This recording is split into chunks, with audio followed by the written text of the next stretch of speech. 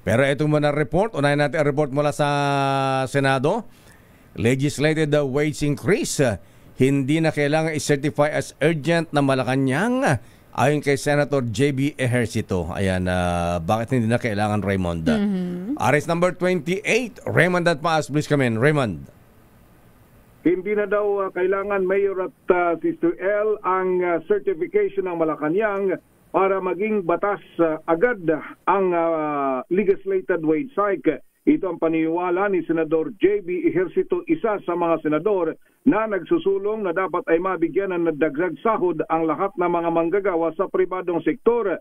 Paliwanag ni Ejercito, hindi na kailangan ng urgent certification dahil nitong nakalipas na Kongreso ay nasa advanced stage na ito ng legislation. Kung tutuusin, ilang hakbang na lang ay dapat naging batas na ito. Sabi ni Ejercito na kompleto na yung mga records at mga pag-aaral sa mga isinagawang hearings sa nakalipas na 19th Congress.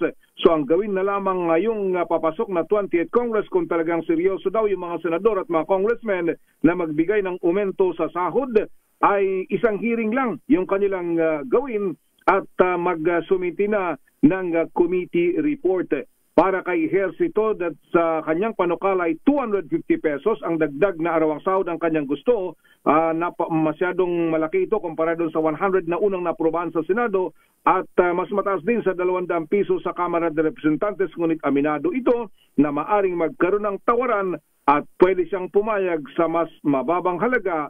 Ngunit ang mahalaga ay dapat ituloy na ito dahil matagal itong hinihintay ng ating mga kababayan na mga manggagawa. Yung 50 pesos na ibinigay na dagdag sahod sa Metro Manila ay napakaliit daw yun kumpara sa mataas na presyo ng mga bilihin at dapat lahat ng mga manggagawa ay makinabang, hindi lamang dito sa National Capital Region.